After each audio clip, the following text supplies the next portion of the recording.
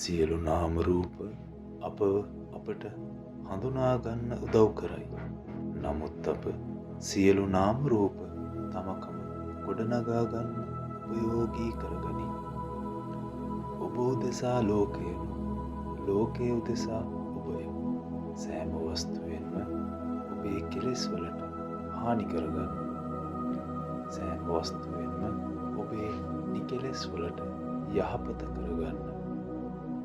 ඔබ වෙනුවෙන් ලබනවාට වඩා අනුන් වෙනුවෙන් ලබන විට හටගන්නා සතුට අතිමහත්ය.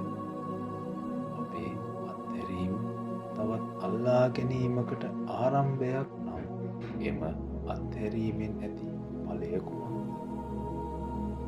හැම වස්තුවක්ම කමටහන කරගන්න. පසුව ඔබ ලෝකයට කමටහනක් වන්න. ඔබ යමෙක් පහත් කරනු ලබන්නේද? ඔබත් කිසි දිනක පහත් කරනු ලබන්නේය.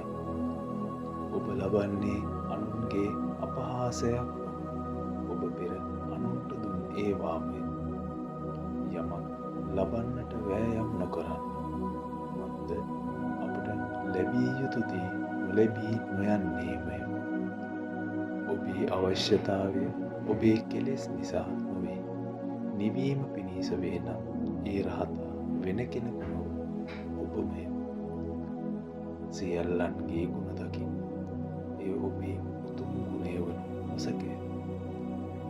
අනුන්ට දන් දෙන කල ඔබ දන් දෙන්නේ ඔබටමය.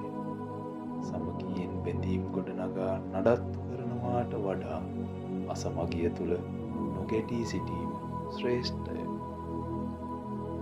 සෑම නාම රූපයකින්ම ඔබ ඔබේ චරිතය හඳුනා ගන්න. සෑම නාම රූපයක් ඔබට උදව් කරන්නේ ඒ උදෙසාය. පුරුදු කිරීම ඔබේ කොටසය. නිවෙන ඇත්තා කෙසේ හෝ නිවෙන්නේය. නොනිවෙන ඇත්තා නිවීමට නැකත් සාදා නිමිති බලන්නේය. ඔබත් නැකත් සාදන්නකු නොවී නිවෙන්නෙක් වන්න.